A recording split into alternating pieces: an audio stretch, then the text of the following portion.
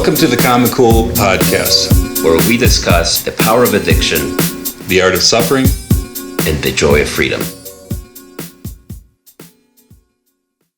Welcome to the Common Cool podcast. Today we have Dixon, who is a 12-step sponsor for a 12-step fellowship. You've probably heard of the 12 steps as something that has been traditionally used for treating addiction. Its roots are within the Fellowship of Alcoholics Anonymous, but for a while we've been using it in other fellowships as well. He's going to walk us through the steps as well as how he works the steps with his sponsee. As at a personal level, the 12 steps is something that has helped me considerably. It has helped me create a spiritual program for my life. And that spiritual program has helped me in my personal life. It's helped me with addiction. It's helped me at a professional level as well. It helps me even leading teams at work. It helps me with my family and friends. So it's helped me a lot in many different ways. So we're going to talk a lot more about that. Off to you, Jeff. Yeah, thank you. Thank you, Dixon, for showing up for us, taking some time out of your day to share your experience, strength, and hope with us. And I know that personally, just like Miguel had said, I have used the 12 steps in my personal life to help me, manage my struggles with alcohol and other drugs. And throughout that process, I've gained so much from it, more than I would ever have imagined. A lot of the things that I never had before that I was kind of bankrupt from were offered to me. And it's just an amazing process. And Miguel and I were talking that we needed to kind of get, the 12 step explained to some people. We really want people to kind of understand, kind of how it works, the nuts and bolts. And as a clinician, I'm also a clinician. So I've worked with addicts and alcoholics and people struggling with process addictions, any obsessive compulsive type of addiction, and encouraged as well steps for many, many, many years, because it's such a wonderful process. And I was saying before we jumped on, and I said, I've always said, wouldn't it be great if there was a 12-step process for everyone? I have clients that don't suffer with addiction, and I think the 12 steps could benefit anyone. And you had mentioned that to kind of, when we were talking about kind of framing up the 12 steps and getting a general overview of them, you had mentioned something about that. Could you explain that a little bit for us? Yes. Hi. Thank you for having me. I've been sponsoring a lot of people in the last few years. And before that, I do a lot of life coaching for people. And I worked in the corporate environment and I trained a lot of people. And I look at it as much larger part of what humanity has been doing for thousands of years, which is having master artists teach pupils, apprentices, mentorships, and sponsorship is just very much in line with having a one-on-one relationship with someone. And the one-on-one relationship in sponsorship in 12-step program is about 12 steps. And breaking that 12 steps down is basically steps 1, 2, and 3 is about letting go. And that first part is letting go of the old part of yourself that you no longer, that you're having problems with and you'd like to move on from. The second is to let go of the insanity of that life. The third step is about letting go of the self-will that's around that lifestyle that you're trying to leave. And then steps 4, 5, 6, and 7 is about cleaning up your life. Now that you are willing to let go of that life, is to take the wreckage that you've had and to start in step 4 to look at improving by taking an assessment of what's your moral level or the value system that you have today that you'd like to improve on. Step 5 is a major step in which you are actually communicating with other people. And by that time of having worked 5 steps, you are cleaning up the way that you have relationships with others, and you're able to be honest with others. And then you move on to being willing to be honest about your defects of character that you'd like to resolve, things that get in the way, things that block you in your life from achieving your goals. And then finally, and this one is one of the most difficult, is acknowledging in step 7, cleaning up, is to just do your best and turn it over, that there's a level of patience that you have to have in this process, and that it just doesn't happen overnight. And people with addiction basically have this need for things to happen instantaneously. And one of the things that a 12-step program does is help you to understand things take a while.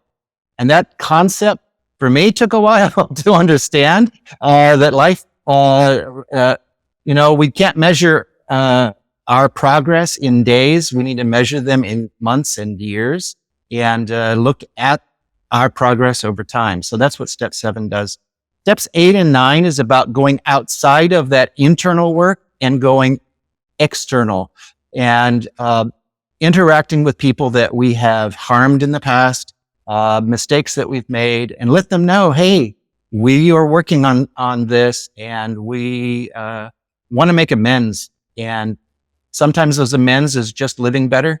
Sometimes those amends is actually making a financial amends, etc. And then steps 10, 11, and 12 is about keeping up that practice. And so in a nutshell, that's the 12 steps as I see it, as I break it down. And when you work the steps with somebody, right? Because that's what we hear. Hey, you're going to work the steps with your sponsor. Roughly, what does that look like? Just for the people that have never done it before, it's hard to imagine what working the steps looks like. You just describe that process roughly. Yes, the process first starts with a person saying, I have something in my life that I have a problem with and I want to move forward.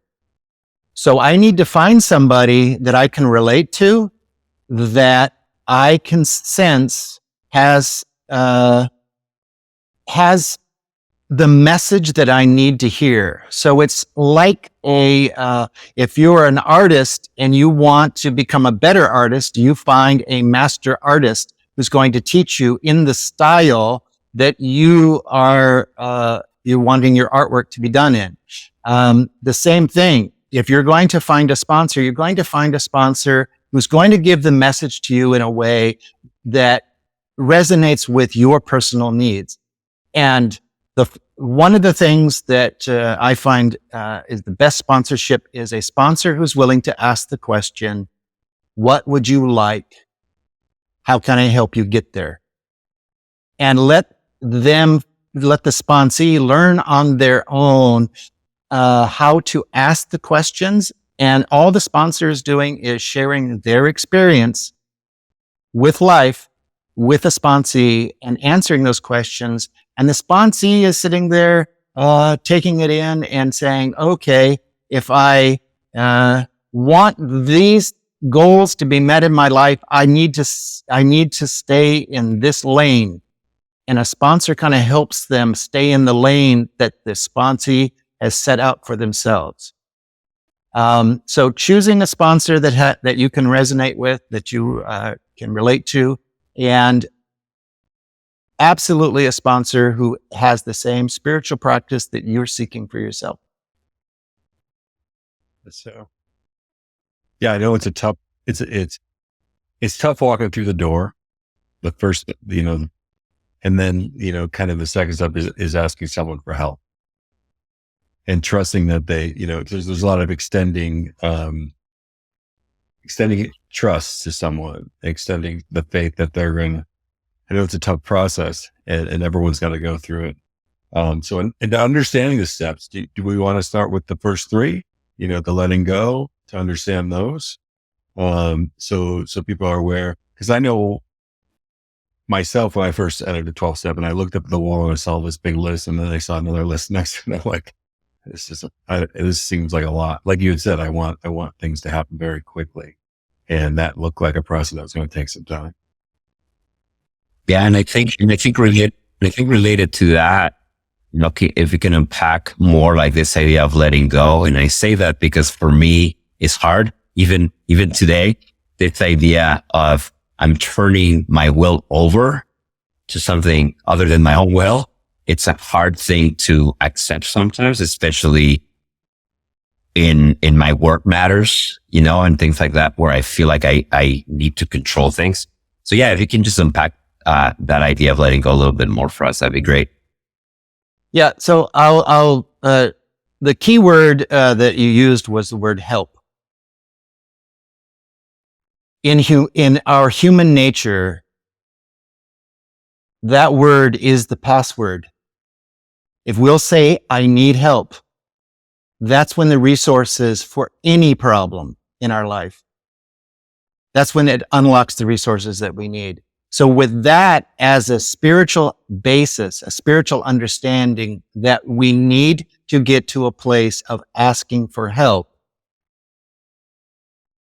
the word that in 12 steps is we are surrendering to the fact that we are powerless over our problem and that we need help. We need resources. That's the first step, is letting go of the idea that we have the solution, that we know how to live through this problem. If we could just get through the day, tomorrow will be better. That's the insanity cycle that any human being on this planet goes through until they start saying, you know what? I need to find somebody who has answers. I need somebody in my life who will help guide me through this, whether it doesn't matter what subject it is. If I want to be a doctor, I need help in learning how to be a doctor. I need another surgeon who's good at being a surgeon to teach me how to do surgery. Well, when it comes to addiction, I didn't do very well on my own, but I needed somebody who has walked the steps of being able to get out of their addiction and be able to live a better life without the use of whatever they're addicted to. So letting go in step one is letting go of the sense that there is no alternative, that there is no solution. Letting go of the problem, being willing to let go of whatever the problem is.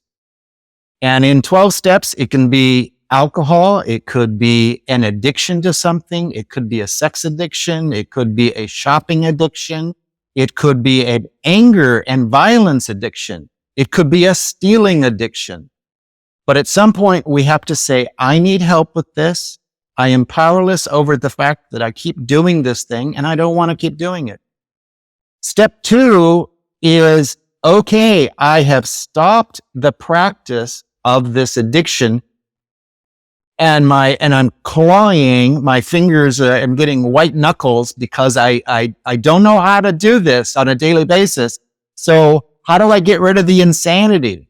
So step two is recognizing that we need to come to believe that our belief system was broken.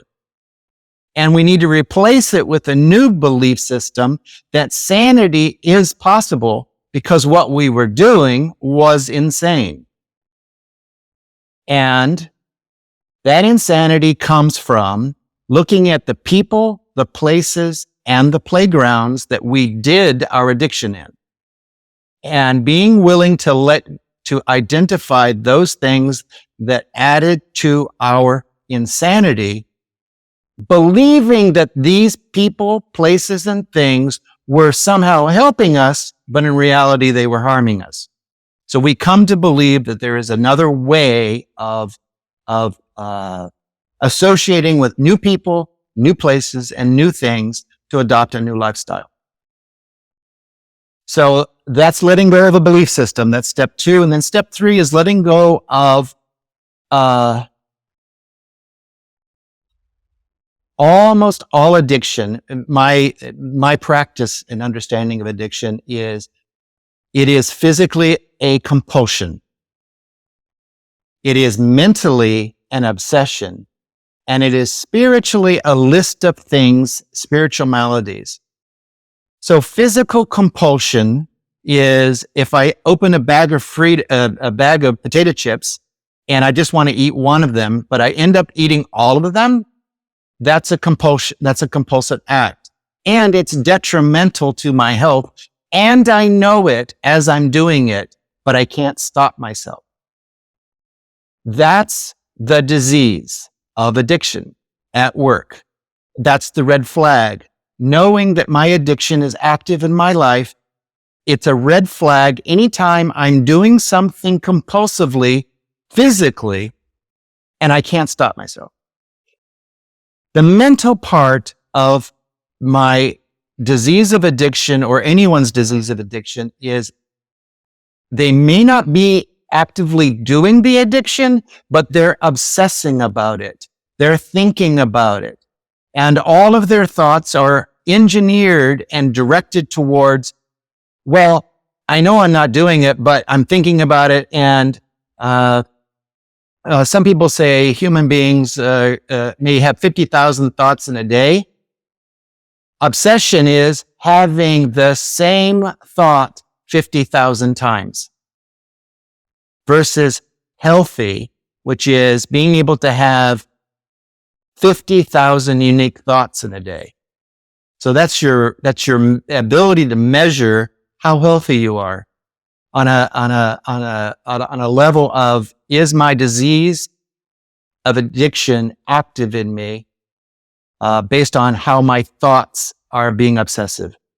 So step 3 is about letting go of the compulsions, the obsessions, and knowing that something else, whatever it is you believe that it is, it's a higher power of some sort, or it's nature, or it's just how we are as human beings, that we are willing to let go of our obsessiveness, our compulsiveness, our spiritual malady, letting it go and trusting that things will work out. Question, like in your experience working with sponsees, and I think we could do that with all the stuff as we keep going. What are, in the first 3 steps, what are some of the things that you have found historically that sponsees have trouble with? Yeah. So in sponsorship, as with any kind of mentoring or coaching or counseling, it is you have to meet the sponsee right where they are. And because we're talking about addiction, right where they are is radically different person to person. And sometimes we're talking about basic life skills, being able to brush their teeth, shower, to be able to get up at a certain time of the day, show up at a job, being able to just manage all of that. Sometimes that's what we're talking about. What their step 1, 2, and 3 is, looking at the insanity of that. What part of that is that they're powerless over, and being able to help them learn the skills they need to live their life at a basic level. The next is a group of people that when they are looking for sponsorship, they have the life skills. But what we know about human beings is all human beings have neurotic moments in their life. And we get through those. Everybody has neurotic moments. Then we have psychotic moments. And that's a much greater problem. Well, when you're sponsoring people, you're going to encounter all of those. You're going to encounter healthy, average health, and unhealthy people. The biggest challenge is being able to meet them right where they are. And with that, I have what I call the 5 acts of love. And that is to accept another person right where they are, to allow them to grow at the pace that is right and appropriate for them, to show them the appropriate amount of affection, because that is necessary. Every human being needs to know that they are cared for and wanted, and that their presence is appreciated. And that's the next word, is to appreciate, to be appreciated by others, to show appreciation to others is an act of love, and to give them attention and to have attention. So those are the 5 acts of love that I think are necessary in sponsorship. So once again, I'll say those. That's acceptance, affection, allowing, appreciation, and attention. When we are doing that, we are vibrating fully as loving creatures, as loving people. That's awesome. Thanks for sharing that. You said something that caught my attention, maybe good to talk a little bit about. So we talked about the obsessive thinking, and, I think we can contextualize that with addiction. It occurs to me that I think we live in a society where we're somewhat addicted to our own thoughts a lot. Like, even if we're not struggling with a substance or, a habit, we could be easily just addicted to our own thought. I mean, is that a thing? I'm just asking this for the people that are watching. Maybe, even if you're not struggling with some substance abuse, a lot of us, the majority of humans, we obsess with our own thoughts a lot. Yeah, I have very strong beliefs about that, because I came through the corporate world. I came at a time when massive changes were occurring in society with technology, with communications, telecommunications. It connected the world. And my view and my understanding, which helps me to get through my day, is knowing that human beings evolved over millions of years, and they never had access to everything going on in the world with every single human being. They were able to just live their day and interact with maybe 1 or 2 people on a farm. Very simple. And just the New York Times newspaper, the weekend newspaper, this big bundle, is more words in one day than what the typical human being read 100 years ago. So you take that and you look at our society. Every second of the day can be at the end of a fire hose, being blasted at people. This is affecting us biologically. Our hormones have a balance between inhibitory and excitatory hormones, and we are in a very stimulated living environment 24 hours a day. Humans we never developed with running on full tilt all of the time. So addiction is pretty much a result of that. It's the constant excitatory stimulation of a society that's pressing on us, stimulating us all the time, and a percentage of that is going to go haywire in addiction. I was just thinking about some of the words in the first 3 steps, and to be able to come into an anonymous group, and for somebody to be living on those, living it at that pace and living with that amount of, information and expectation that kind of drives society, and to come in and the first thing that they tell you is like, you're powerless.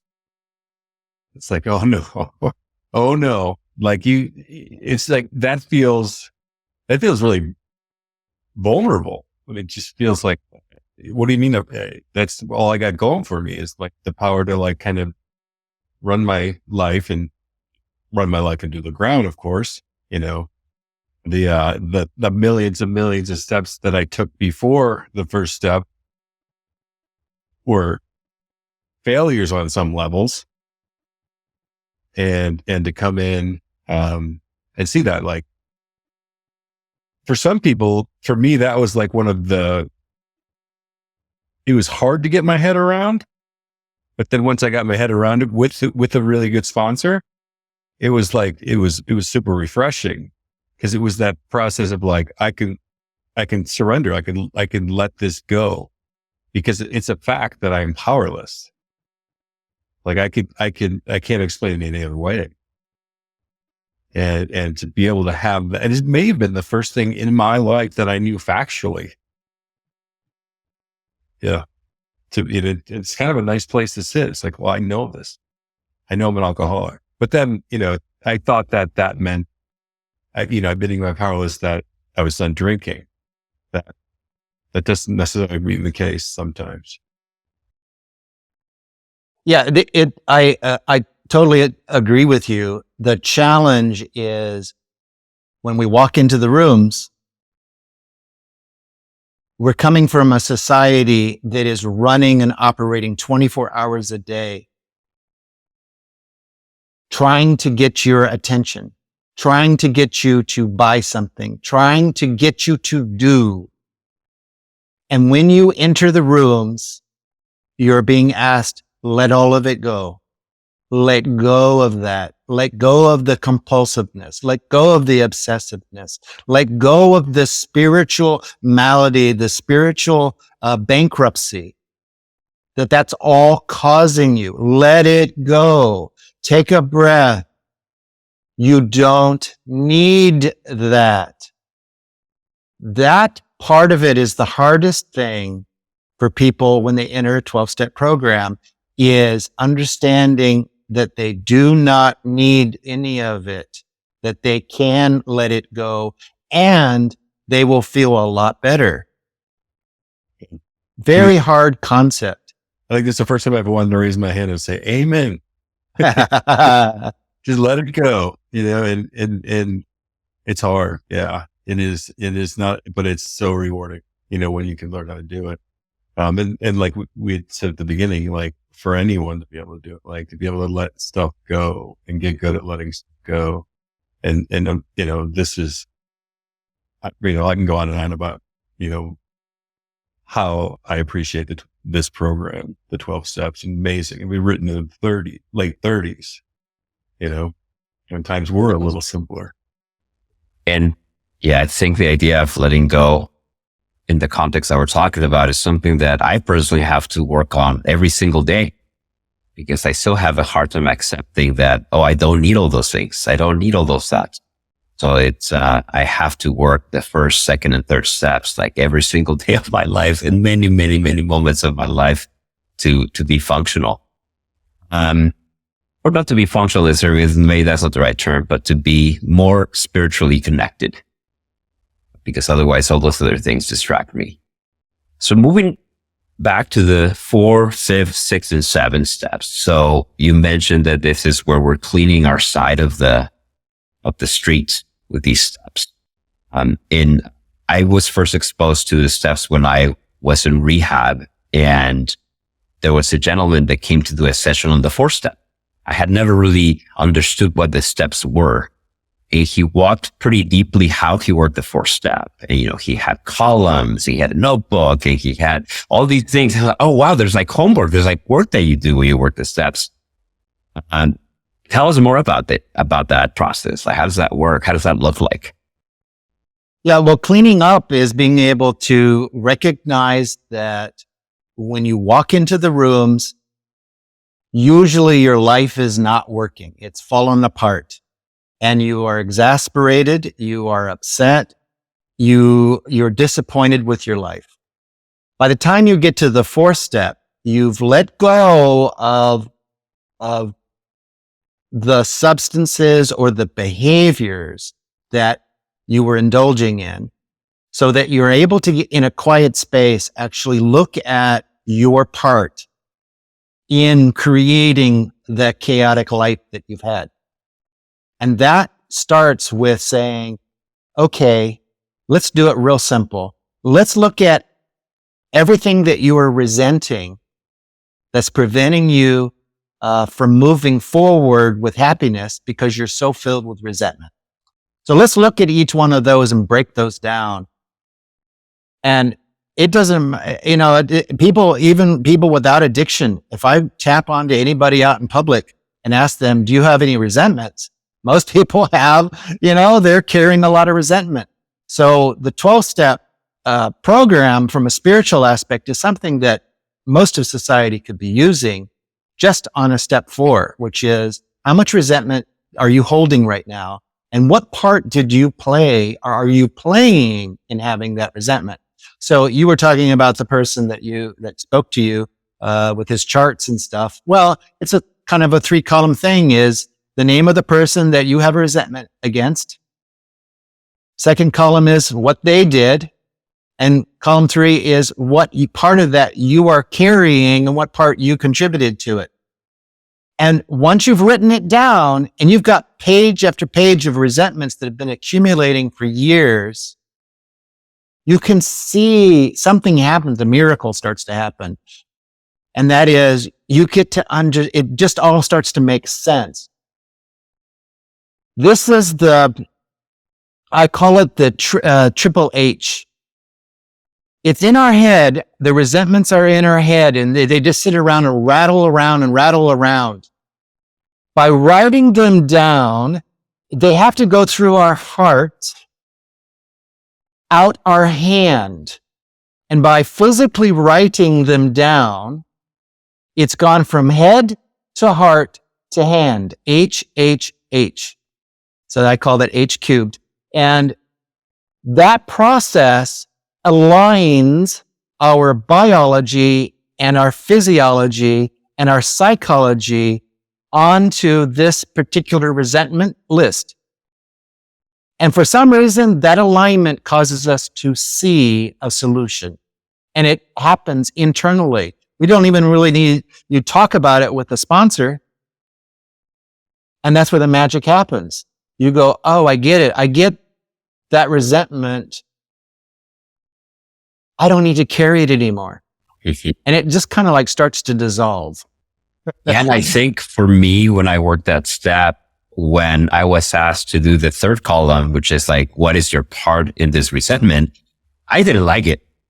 I was like, well, what do you mean I have a part in this resentment? This is my resentment. This person did this to me or this other person did this to me. But when I understood that I did have a part on every single resentment, it sort of started creating a new mental model of life where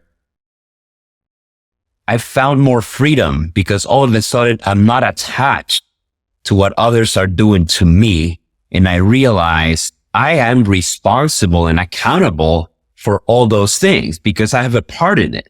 So in every circumstance where I feel somebody's doing something to me, I have the ability to internalize that different. Not as this person is doing something to me, but rather there is a difficulty and I have a part here. How am I going to show up to the difficulty so that it doesn't become a reset? Mm-hmm. I think what's nice about putting it in a column too, it doesn't give you room to like say, yeah, but I mean, that column is strictly for you taking accountability for yourself. And there's not really any room for yes, but, which I tend to do. I know a lot of people tend to do like, well, 10% is my part and 90% fine, right down to 10%, The other aspect of writing it down is that when it's in our head and we're talking to people, we can say all kinds of confabulations, mistruths. But when we write it down, we know when we've written a lie. Even 5 years later, if we have written something on a piece of paper that's a lie and we can read it, we can say to ourselves, that's a lie. And because that's the case, and it's true of all writing done by people, we attempt to be as rigorously honest as possible. And when we do that, again, it just takes away all that clutter and clinking that's going on in our head. Because when we see the truth written out on a piece of paper that we've written, it just discharges the resentments. It discharges all of the disappointments that we have. Mm-hmm. And as a clinician, I do a lot of that all day, like having to move people back to the column.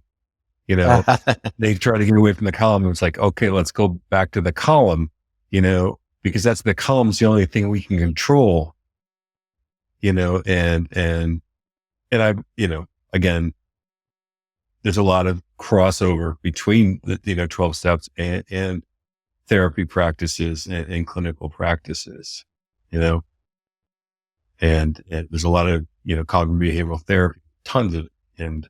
And yeah. So yeah, writing it down is like, once you see it written down, it's like, it's there, like leave it, you know, that's true. Mm-hmm.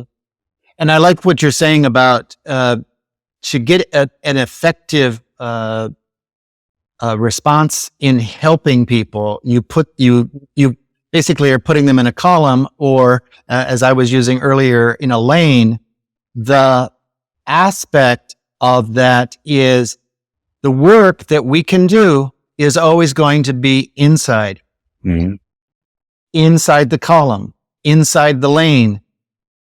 Everything on the outside, we have no effect on.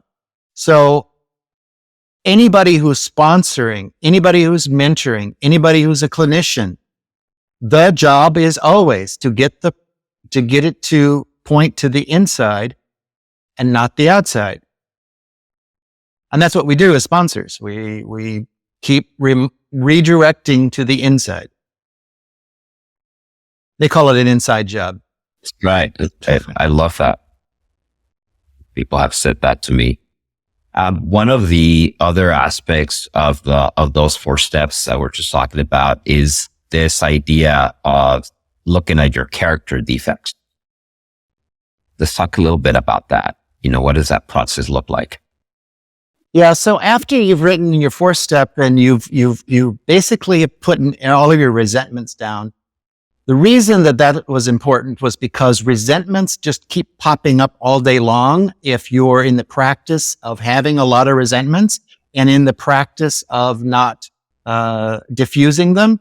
So by the time you've now written that down and communicated in step 5 with another person, you now move on to, okay, what in my life is preventing me from getting where I want to be? Sometimes we call that broken scripts. Sometimes we call them our automatic defaults and in 12 step, we also refer to them as defects. So I like the word defaults. What is my default? If somebody yells at me, what is my default? Do I yell back? Do I freeze? Do I run out of the room? Do I go to my neighbor and start telling everybody in the neighborhood I just got yelled at and gossiping? You know, what's my default? So identify what my scripts are that I use to navigate my life. And I start to say, I need to change these if I'm going to meet my goals. So that's what step 6 is about. And it can be, it's a great practice for anybody to, even if they're not in a 12-step program, is to periodically look at what they need in their life to get to the next step. So a spiritual practice I've used in my life is when I was in my 20s, I looked at what I did in my teens that worked, and I carried that into my 20s. And then the things that no longer work for me as in my 20s that were teenager behavior, letting it go. The same thing in is making a practice every 7 to 10 years of saying, now that I'm in my 30s, what do I carry that I learned in my 20s? And what do I not carry? What no longer serves me? Well, now I'm in my 60s, and there's a lot of stuff that I just like, oh, the stuff that I did in my 40s and my 30s and my 50s, I don't need those. What can I carry into my 60s that help me get where I want to go? So I like the concept of default versus defects.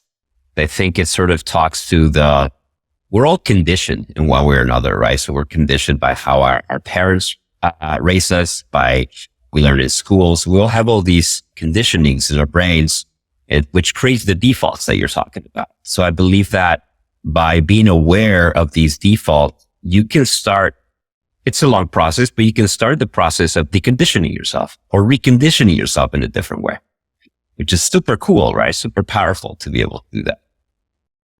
Yeah. So what we do is we have a list of the defects or defaults that a sponsee puts on a list, and we just make it available in our consciousness that's the list. Those are the things. And my practice is to make them aware that if this is the defect that you're working on, start to notice, when does it operate? When does it get triggered? And you're not going to necessarily make a difference until so first part one is to notice it when it's active. Next is, after you've been noticing what triggers it, is to attempt to change it while it's happening.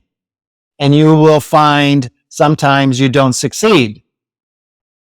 And you continue to practice that until eventually you see the trigger and you see the defect is about to come up inside of you, and you choose a different course. You take a different path. And the minute that you've done that, you've now rewired your brain. And that defect pretty much is diffused in most cases. It'll show up in different ways. It gets triggered in different ways, but a defect has all kinds of trigger points. Yeah. And I found that being able to go through that process has improved my relationships with people. And I think even where I didn't really see dysfunction through that process, I saw dysfunction. Like I noticed that I did certain things in work meetings, where I reacted in certain ways in work meetings. And I'm like, oh, wait, that's not the best reaction to these things in meetings. And going through that process gave me now a better sort of set of tools to process things differently in meetings in real. You know, my character defects still show up every now and then. I mean, it's not a perfect program that one gets to, but I'm aware of them even when they show up. I think that's what's hard with newcomers, you know, for people who go into the 4-step and they see, you know, searching a fearless moral inventory. And this may be the first time that they've actually, you know, thought about some of these things, thought about resentment, thought about fears, thought about their emotional functioning. In working with newcomers, when they read that 4-step, it could be pretty intimidating, because it might be like the first time in their life that they've really drilled down to look at their emotional reactions to things and the responsibility of things. And then the next step, is to share that with others. Do you find that process or sharing it with others? How does that kind of work? Yeah. So you're really bringing up a very important, extremely important aspect of any of the 12 steps. And that is, in our active addiction, we isolate, and we end up, because of our behavior, we create a situation in which we resent people because they're not putting up and tolerating what we're doing. and we're compounding that problem. And so we start to distrust everything going on in our life, and we get angry. So we find a lot of people coming to the rooms, being very angry with their life and not trusting anyone. So by the fifth step, you've been working with somebody who's sponsoring you, and you're developing a trusting relationship. A good sponsor-sponsee relationship is one in which they are modeling a relationship in which you can trust another person with your deepest, darkest secrets. A human being is always only as good as the secrets they keep. We're as unhealthy as the secrets we keep. So when we get to the fifth step, if we can share our deepest, darkest secrets with another person, again, it opens new doors that we didn't know were sitting there available to us to be opened when we were living in a life in which we were deceiving ourselves or deceiving others. Yeah. Yeah. Because the secrets are directly correlated to how much we trust people and the quality of our relationships, I'd imagine. When you feel like you don't have someone or you don't trust someone, where else could they go? Yeah. I think the key is that we need to be able to tell all of our secrets to any other human being. It just doesn't have to be the same person, because there are some things that you can tell one person and they can handle it. And then there are things that you need to tell another person. But it's important that you've told at least another human being everything so that there are no secrets. Mm-hmm. I just want to mention that there are do-overs too. You can go back and do it again. Yeah, that's true. Yeah. And this isn't the final I know when helping people through their 4 steps is just like, do the best you can. We can come back, and through the process of doing 3 or 4, for me, like I everything kind of just zeroed down almost to strictly to fear. Like my life was driven by fear, and that was the hardest one to kind of work with. It still is, but whenever I have a difficulty in life, now that I know, like Miguel was saying, like now I know like what my triggers are, and I know what typically the reason I run into fear for the first time. It's like, am I scared? What am I scared of? And it's typically like 80% of the time, it's typically right there. Like it's something I'm fearing. So yeah, it's an amazing process. And the next 2 steps are not easy either, but super rewarding. And going out, like having done this internal work, going out and making your amends. Can you help us understand that and how that works? Yeah, it's a major step in our personal growth, no matter what we're doing in life, to be able to communicate to other people, I did something wrong. I was motivated by something inappropriate, and I interacted with you in an inappropriate way, and I'm asking your forgiveness. That practice, if every human being on the planet did it, it would change the world. So steps 8 and 9, for those that are in the rooms in 12-step program, being able to learn how to do that is a major step. The learning process of reaching out and saying, I made a mistake. I was wrong. That's a big step for most people, right? And next is in that amend process, step 8 is writing it down. Step 9 is actually going to that person. But in those 2 steps together is step 8 is you recognizing you made the mistake. And then step 9 is actually interacting with that person that you made the mistake with and being able to look at them eye to eye. The moment that we're able to look another person in their eye and confess ourselves, it's transforming. We become so much better. We become so much stronger. Our confidence in ourselves grows immensely the moment that we can confess ourselves to another person and look them in the eye and not feel guilt and not feel shame. It's transforming. The one aspect about the making amends, right, is sort of knowing when to make them and when trying to make the amends may be counterproductive as well.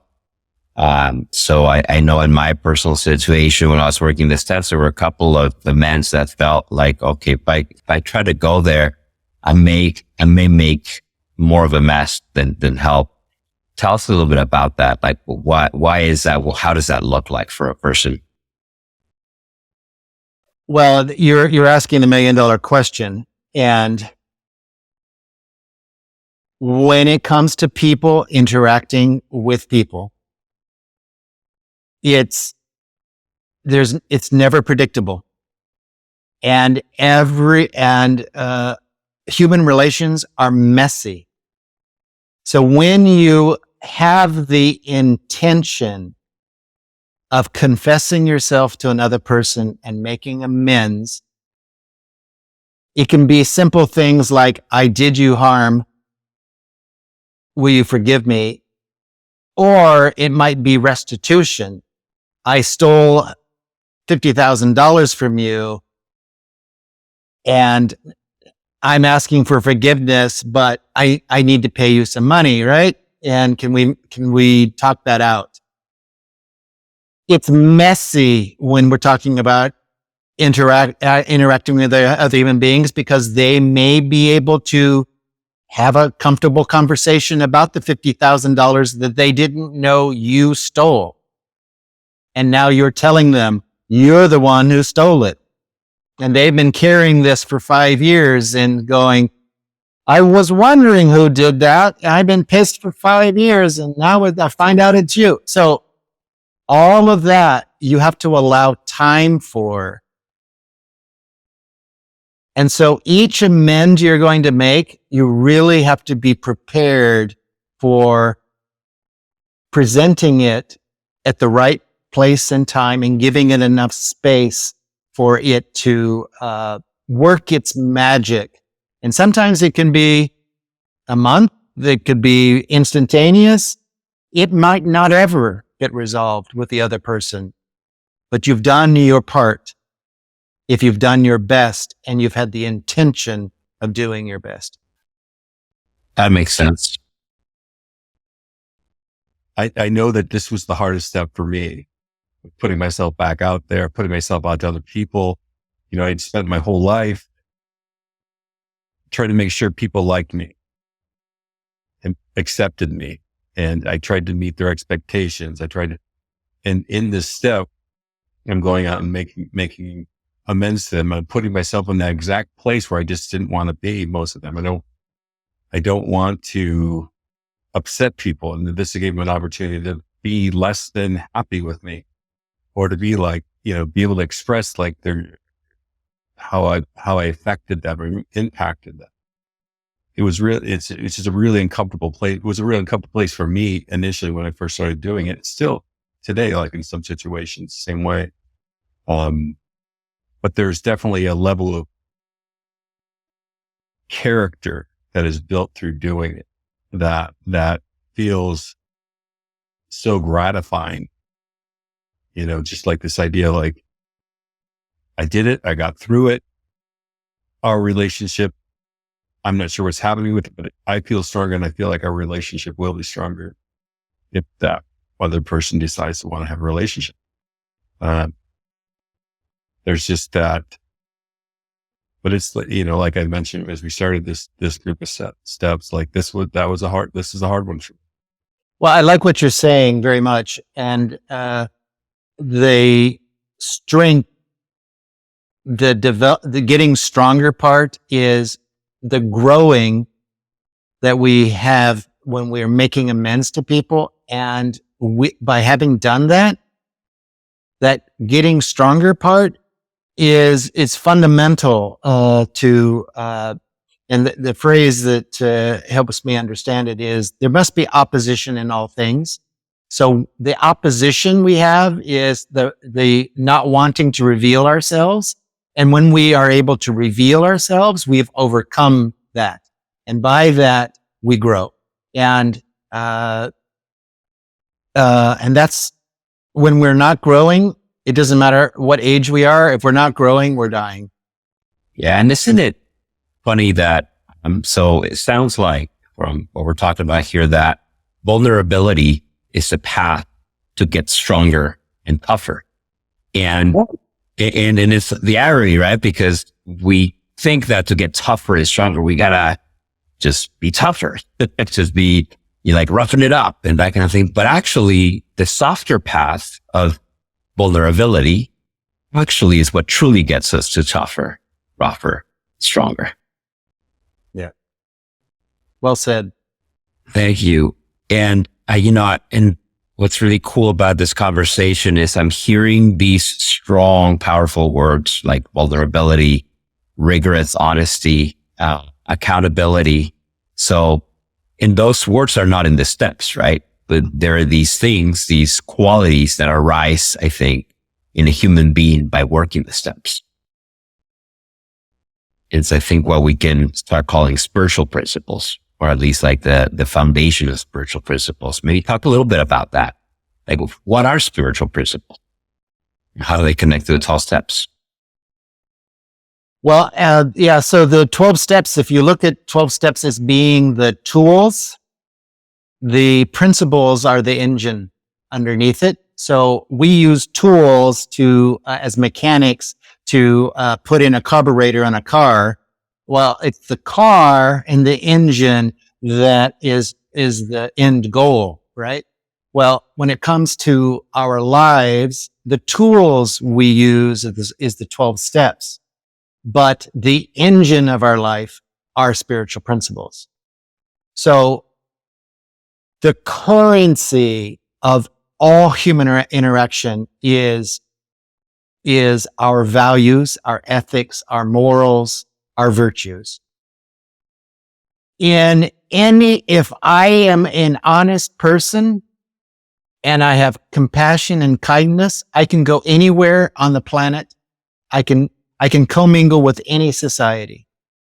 But if I am a thief, if I'm dishonest, if I'm not trustworthy, I'm limited to what groups of people I can interact with. So the more I practice principles, the more currency I have in social interaction. Definitely. That's super powerful. Going now to the last 3 steps, 10, 11, and 12, talked about how these keep us in a spiritual path. Walk us through that, unpack that a little bit more. What does that mean? So step 10 is more on a daily basis, just starting your day and kind of saying to yourself, here's what I want to have happen today. Here's the spiritual principles I'd like to apply today. I'd like my day to be filled with compassion and love and kindness and honesty. And I'm going to try and get the following things done today. That's a spiritual practice. When we don't do that, when we don't do step 10 in our lives, we wake up, we run for coffee, we run to work, we connect into social media. We have no plan for ourselves to grow. We kind of respond to whatever gets our attention. So step 10 allows us to start our day with intention. And the phrase that works for me that I learned was wherever our attention goes is where our intention follows. So it's very important that we keep our attention on our intention. And we do that by step 10. And that is we start our day and we end our day saying, here's what I intended. Here's what got my attention throughout the day. And at the end of the day, did I meet my intention?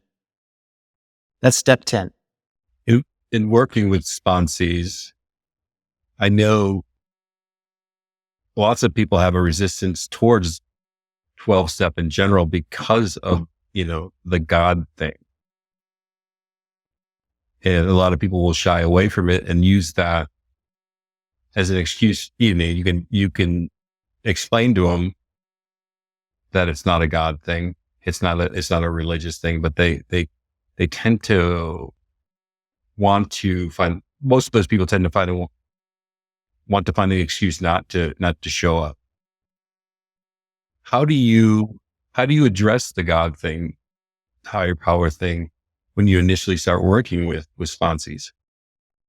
Well, I give a little bit of a history to them, and that is that when 12-step was created back in, the first 12-step meeting, it wasn't a 12-step program at the time, was in 1935.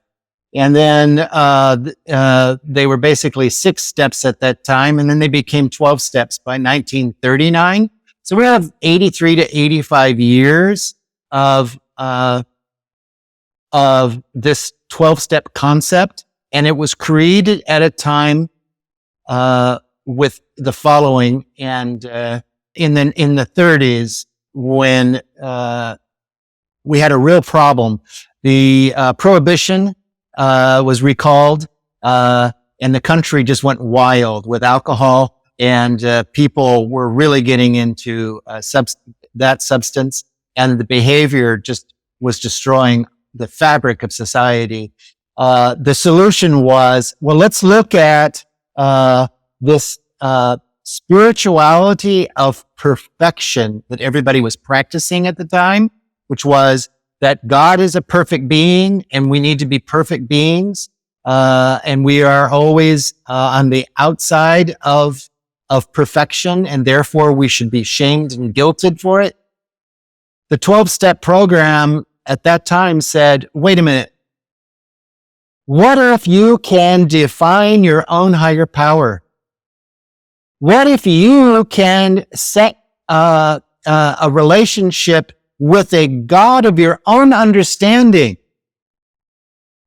That particular set of questions had never been posed or thought of until the 30s, when the 12-step program started. And it's created the beginning of what is called the spirituality of imperfection, that you as an imperfect being can define your own higher power, and it will develop as you do. Your understanding of your higher power will change as you change. That was all new idea back in the 30s.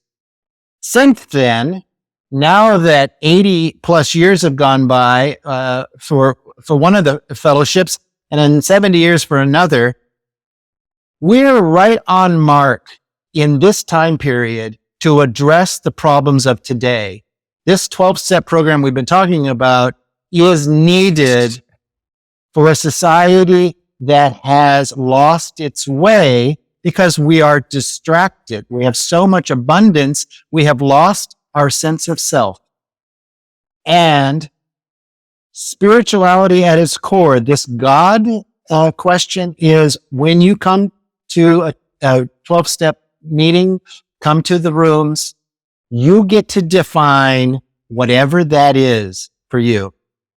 That's a very important thing in being able to overcome addiction. It's very important to overcome behaviors, is to say, I know that there is something, there is a purpose for me to be here. All I need to do is get in alignment with that, whatever that is. Yeah. And it's interesting because so I grew up Catholic and I stopped following when I became an adult. And in fact, there's a lot of aspects about Catholic religion that I find triggering.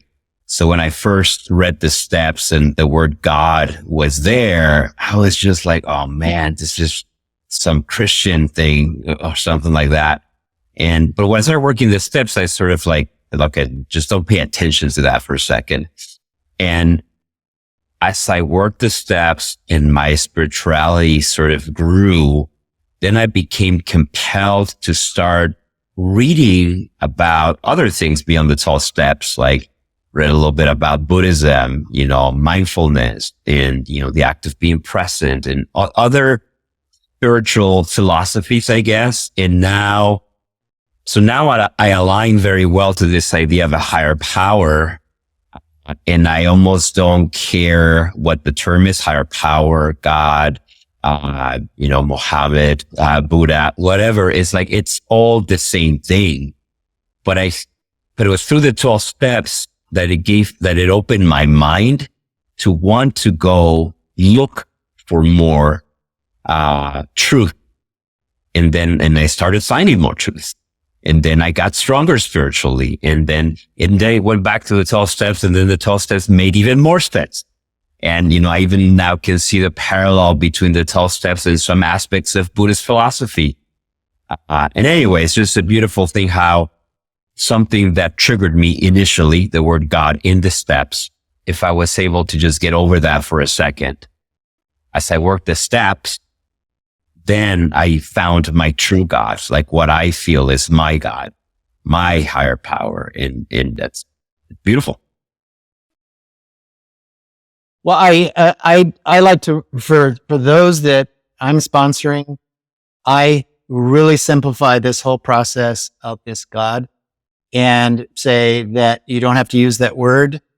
Let's just, from your own experience, when you close your eyes and you breathe slowly and you just ask a question and just say it out loud, whatever the problem is, just say it. Here's my problem.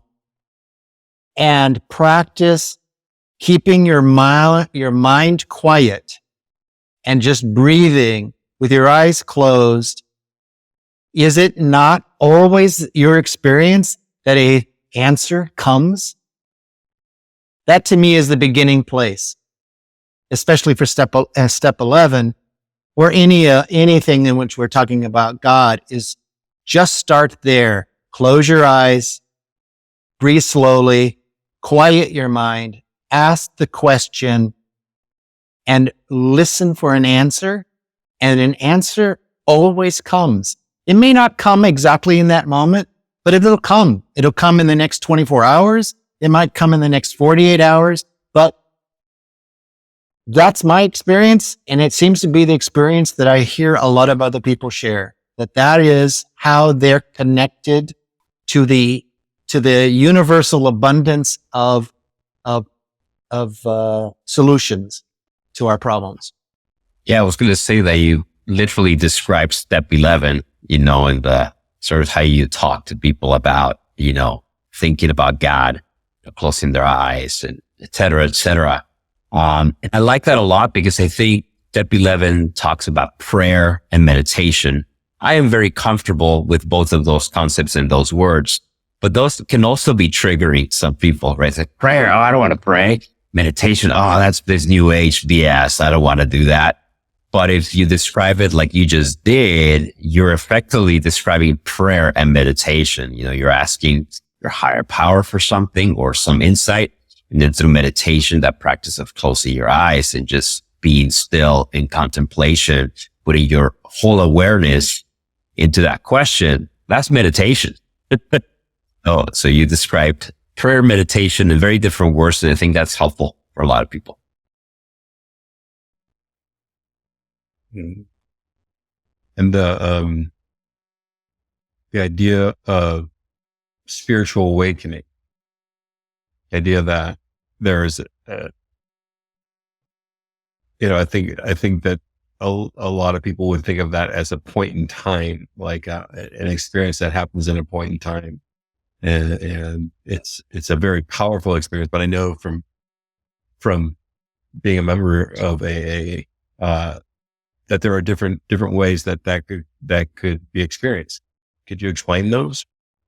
Well, so now we're talking about step 12, and there are 3 parts to step 12 that are important for any person having a spiritual practice. And the first of that is, as you said, it is acknowledging that when we are doing this internal work,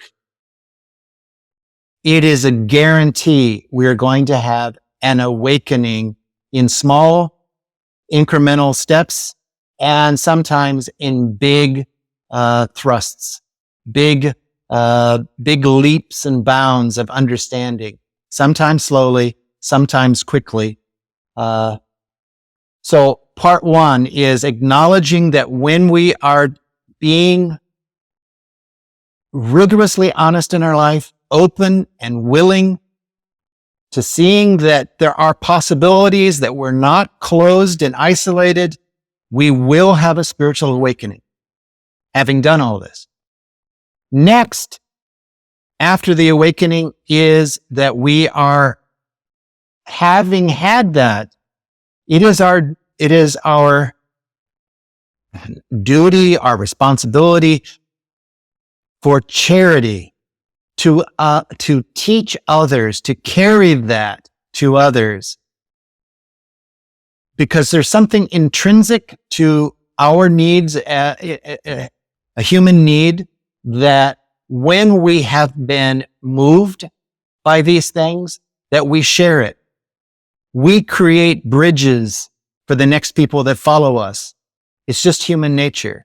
And so the step 12 is acknowledging what we've done for thousands of years, and that is we pass on what we've learned to others. So that's carrying the message. And the final words of step 12 is to practice these principles in everything we do. And it's not because of the 12-step program. It's not about the addiction. It is about that a fully functioning, fully integrated, healthy human being is going to be maximized on their ability to walk in this world operating from principles. As I mentioned earlier, I call it the human currency. It is how we move through the world. It's by the principles that we operate by. And that we have to be, in step 12, we're operating with that in all of our affairs. So now we've covered all 12 steps, which is amazing. And I think, based on what you said about the 12 step, at a personal level, I consider this podcast to be part of my 12 step, because I can share, Jeff and I can share some of the things that we've been exposed to that have helped us tremendously, right? Not just helped, that have transformed our lives in ways that we could not even imagine. Like I started working the steps to get sober from specific substances. And I found something that I was not expecting, which is I changed drastically my spiritual beliefs and my spiritual practices in life.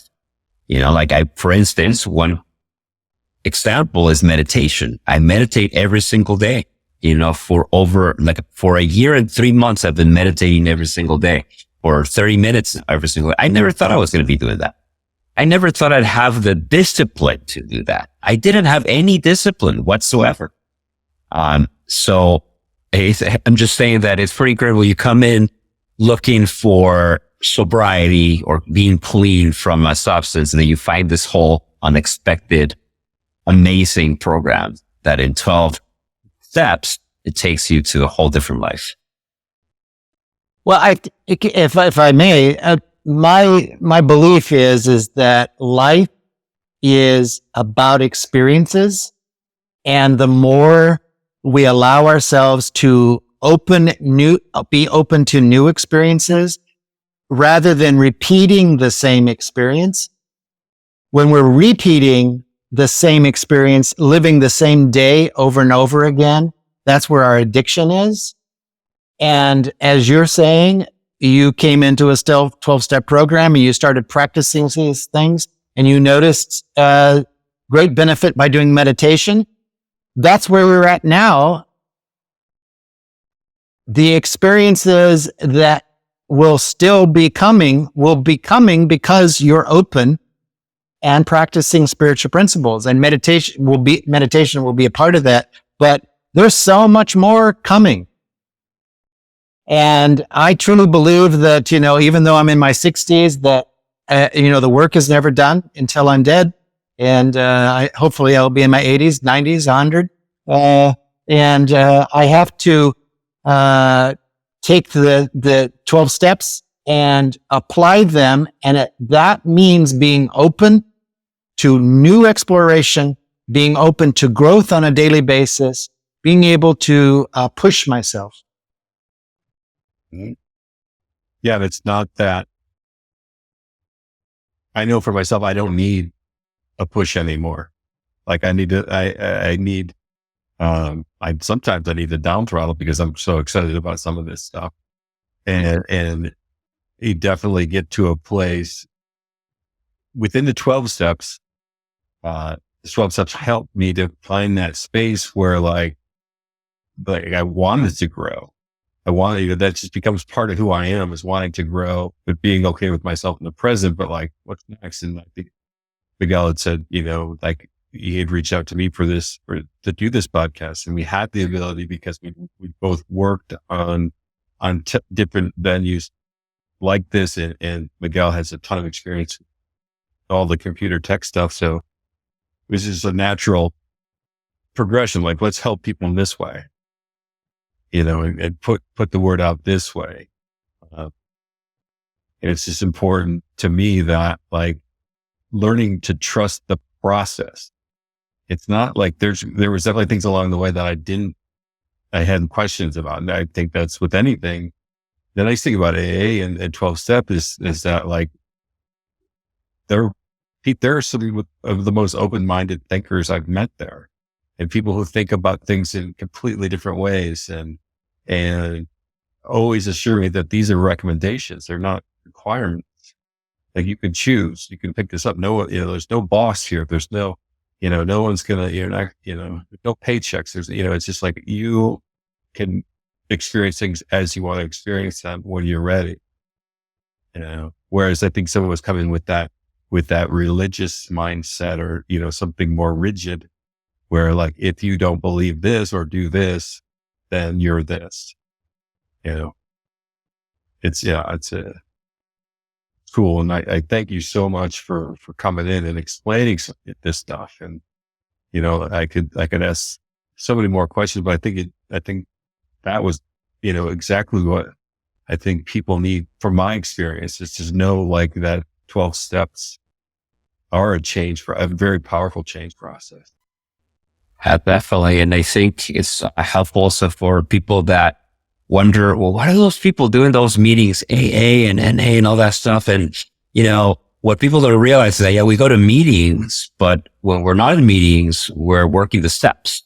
We're learning about them. We're putting them in practice in our life. And when we show up to meetings is to share that experience of how we're doing it and what's helping us. And, to then pass on the message to other people to help them in their process as well. So we're in the meetings, we're helping each other, but really the core of the work is the 12 steps. This guy said in a meeting the other day that, going to meetings without working the steps is like going to the gym and they're just hanging out at the gym. They're like, oh, this weight looks cool. Oh, that guy's bench pressing over there. And okay. And just look at yourself in the mirror and be like, why are my muscles growing? I've been coming to the gym for a year and a half and my muscles are not getting bigger. Well, you haven't been working. You haven't been working the steps. So that's the analogy of like somebody that goes to meetings and doesn't work the steps. I'd also like to point out that in this society where everybody sits at home watching television, that has replaced people going and meeting with each other and being in company with one another. And with the decline in people attending church or other social, being involved in other social societies, that need is going unmet in our society. And 12-step fellowships actually address a very human need, which is to be with others in community. That is a healing, it's a healing process to be in a room in which you can talk about what's going on with you that day, what problem you're facing, and have people acknowledge it, hear you, witness you, and come up to you afterwards and say, thank you. That helped me too. That is missing for so many tens of millions of people in this country and around the world. So I think it's a great model that anybody could use. And 12 steps can be adapted into any kind of format. It's a spiritual program. So it's available to help build a community. If you need a community and you don't have an addiction problem, but you need a community, you can build it around a 12-step spiritual program. Mm-hmm. Yeah, absolutely. And I mean, I think the 12 steps helps us with some of us that tend to be workaholics. It helps us with codependent relationships. It helps us with our neurosis that we have sometimes about certain things. So it just helps with all these different problems. So it's super powerful. Well, I guess that's all the time we have. And thank you so much for coming and hanging out with us and talking about the steps. We hope that this was useful to the listener, to the watcher. Hopefully it'll inspire some people to try to work some steps. Thank you. Thank you so much. And like Miguel said, if there's any, we always have show notes on here. So if there's any questions, you can reach out to Miguel or I, and we can answer, or try to answer any of these questions or head you up in the right direction. We'll also add like contacts to different 12-step groups, like links to different 12-step groups if you're interested. Exactly. All right. Thank you. Thank you. Have a good day. Take care. Bye.